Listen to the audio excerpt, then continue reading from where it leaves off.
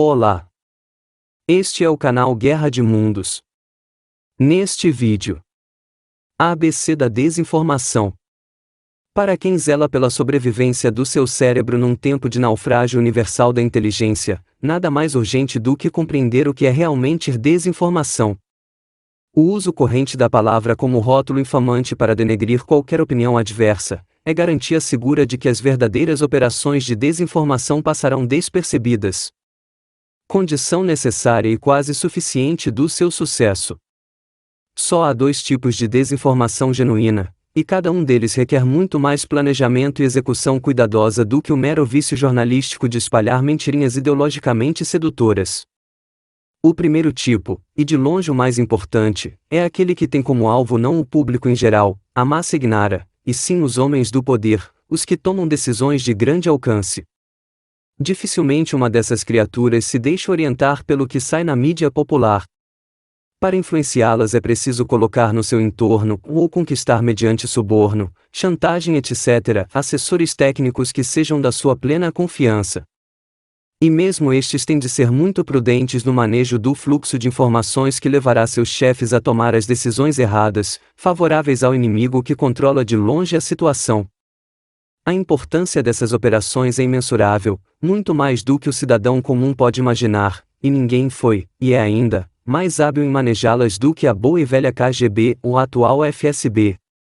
Graças à pletora de documentos secretos revelados após a queda da União Soviética, hoje sabe-se que desde os anos 40, os agentes soviéticos moldaram a seu bel prazer algumas das principais decisões estratégicas do governo de Washington no cenário internacional, induzindo-o a trabalhar contra os interesses mais vitais da nação americana. O exemplo mais claro e didático está no livro de John Costar. No jargão dos serviços de inteligência, topeira é um termo técnico que designa o agente infiltrado. A toupeira, no caso relatado no livro, foi Harry Dexter White, alto funcionário do Tesouro, homem de confiança de Franklin Delano Roosevelt, e como os documentos comprovam, agente soviético. A situação era a seguinte em 1941. O governo militarista e expansionista do Japão estava dividido entre duas correntes. Uma queria retomar a velha guerra com a Rússia. A outra queria ajudar os nazistas contra as potências ocidentais. A Rússia, sob ataque alemão desde junho, não podia oferecer resistência eficaz aos japoneses do outro lado do território. Profundo conhecedor da língua, da cultura e da política japonesas, e colocado, ademais, numa posição desde a qual podia facilmente influenciar as decisões econômicas do governo Roosevelt, Harry Dexter White foi contratado pelos soviéticos para criar artificialmente um conflito entre o Japão e os Estados Unidos. A sequência de memorandos e estudos estratégicos com que ele remoldou para pior as relações econômicas entre os dois países foi uma obra de gênio, levando Roosevelt a impor às importações japonesas de petróleo limitações drásticas que do ponto de vista americano pareciam simplesmente razoáveis, mas que no contexto japonês, e em língua japonesa, soavam como verdadeiras declarações de guerra.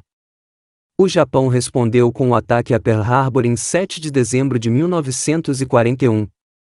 Não por coincidência, um dia depois que a Rússia, livre da ameaça nipônica, lançava aos alemães um contra-ataque maciço. Psicologicamente, Pearl Harbor é ainda hoje um símbolo aglutinador do patriotismo americano. Mas, em termos substantivos, foi uma tremenda vitória da desinformação soviética.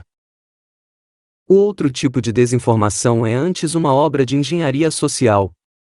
Não se dirige ao governo para moldar suas decisões, mas, ao contrário, vem do governo e de seus centros de poder associados e desce para a massa popular, depois que as decisões já estão tomadas e é preciso, para implementá-las, conquistar o apoio do eleitorado, mantê-lo na total ignorância do que os altos círculos estão fazendo, ou ajustar sua conduta aos padrões exigidos pela nova política. Pode-se chamar esses dois tipos de micro e macro desinformação. As dificuldades são consideráveis em ambos os casos, mas de natureza bem diversa. Se o primeiro é inviável sem o máximo de sigilo e o manejo fino do fluxo de informações, o segundo requer o controle completo dos meios maiores e mais prestigiosos de difusão, podendo no entanto coexistir com alguma contestação menor ou marginal, que, estatisticamente, não afete os sentimentos da massa popular. No Brasil essa condição é facílima de alcançar, pois a grande mídia foi sempre dependente de verbas governamentais e não se atreve a morder a mão que a alimenta. Foi assim que os maiores jornais e canais de TV consentiram em ocultar a existência do Foro de São Paulo até o momento em que, dominador completo da situação continental, este já podia se exibir em público sem maiores riscos. Nos Estados Unidos, a coisa teve de ser precedida de um longo e complexo processo de concentração da mídia nas mãos dos grupos globalistas, que hoje disputam com a Rússia as afeições do bloco islâmico. Quando esses grupos colocaram Barack Hussein Obama no governo, para minar o poder nacional dos Estados Unidos, e operar um giro de 180 graus na política externa americana, fazendo do antigo aliado de Israel o maior protetor que os radicais muçulmanos já tiveram no Ocidente, a mídia já estava preparada para ocultar não somente a biografia altamente comprometedora do presidente, mas até algumas das suas ordens executivas mais ambiciosas e daninhas, que entram em vigor sem que a população fique sabendo. Obrigado por assistir. Fique com Deus.